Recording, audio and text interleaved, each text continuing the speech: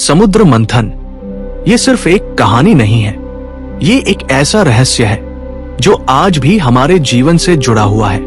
कहा जाता है कि बहुत समय पहले देवता अपनी शक्तियां खो चुके थे। उनकी ताकत धीरे धीरे कम होती जा रही थी और असुर दिन ब दिन और भी शक्तिशाली होते जा रहे थे। हर युद्ध में देवताओं की हार होने लगी थी। उनके चेहरों पर चिंता थी, डर था और सबसे बड़ा सवाल था, अब क्या होगा? आखिरकार वे भगवान विष्णु के पास गए। उन्होंने विनती की, प्रभु हमें बचाइए, हम अपनी शक्ति खो चुके हैं। भगवान विष्णु मुस्कुराए, लेकिन उनका समाधान आसान नहीं था। उन्होंने कहा, अगर तुम अपनी शक्ति वापस पाना चाहते हो तो तुम्हें समुद्र मंथन करना होगा। देवता हैरान रह गए। समुद्र मंथन ये कोई साधारण काम नहीं था, लेकिन उनके पास कोई दूसरा रास्ता भी नहीं था। तब विष्णु जी ने एक और बात कही, तुम्हें ये काम अकेले नहीं करना होगा, तुम्हें असुरों के साथ मिलकर काम करना होगा। ये सुनकर देवता चौंक गए। जिनसे वे लड़ते थे, जिन्हें वे अपना दुश्मन मानते थे, उन्हीं के साथ मिलकर काम करना लेकिन मजबूरी थी।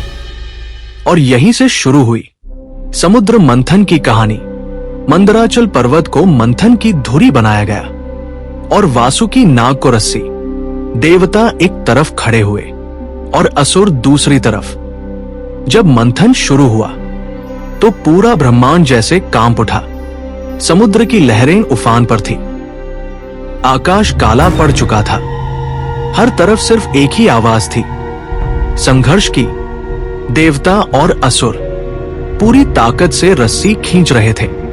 समय बीतता गया और फिर अचानक समुद्र के अंदर से कुछ उठने लगा। एक काली ऊर्जा, एक भयानक शक्ति। और फिर निकला विष, एक ऐसा जहर जिसकी सिर्फ एक बूंद पूरी सृष्टि को खत्म कर सकती थी। उसकी गर्मी, उसकी ऊर्जा इतनी खतरनाक थी कि देवता पीछे हट गए। असुर भागने लगे। हर तरफ डर फैल गया। कोई भी उस विष के पास जाने की हिम्मत नहीं कर रहा था। तब एक नाम गूंजा, महादेव। भगवान शिव प्रकट हुए। उनका चेहरा शांत था, लेकिन उनकी आंखों में अपार शक्ति थी। उन्होंने उस विष को देखा और बिना एक पल सोचे उसे अपने हाथ में उठा लिया। पूरा ब्रह्मांड देख रहा था और फिर उन्होंने वो विष पी लिया। उस क्षण समय जैसे रुक गया।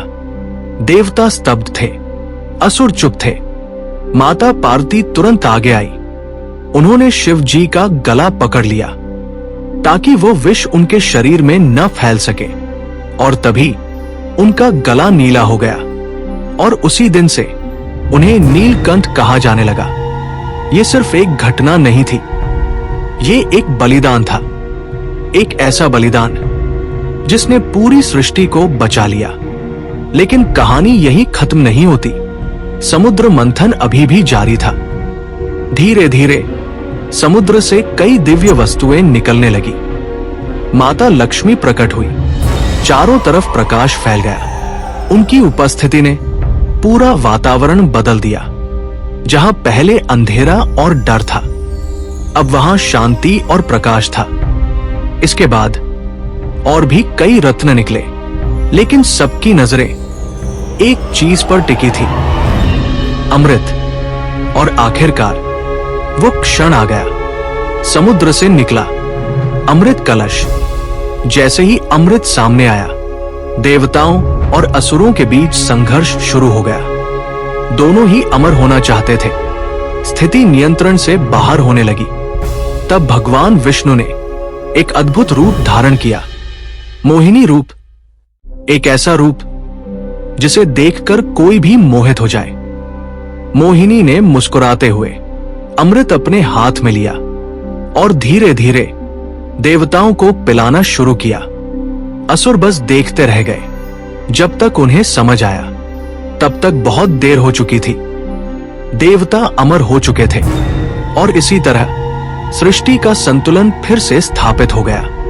ये कहानी हमें सिखाती है कि कभी कभी सबसे बड़ा त्याग ही सबसे बड़ी रक्षा बनता है, और यही कारण है कि भगवान शिव को आज भी सृष्टि का रक्षक कहा जाता है।